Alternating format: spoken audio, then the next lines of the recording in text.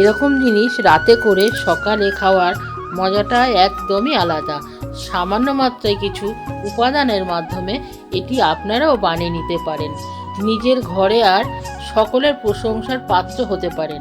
তার জন্যে আমি একটা পাত্রের মধ্যে 1 লিটার দুধ ভালো করে ফুটিয়ে নিয়েছি।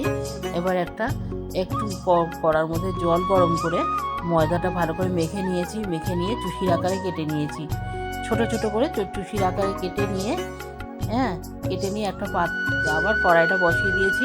বসিয়ে দিয়ে তারপরে একটু ঘি ফেলে দিয়েছি কড়ার মধ্যে। কড়ার মধ্যে ঘি ফেলে দিয়ে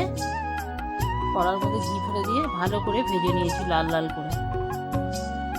করে ভেজে নিয়ে চুষিটাকে লাল লাল করে ভেজে নিয়ে চুষিটাকে তুলে নিয়েছি। তুলে নিয়ে তারপরে ওই কড়ার মধ্যেই আমি 1 লিটার দুধ দিয়ে দিয়েছি। দিয়ে ভালো করে দুধটা ফুটিয়ে নিয়েছি। 2টো তেজপাতা দিয়ে দিয়েছি, একটু নুন ফেলে দিয়েছি।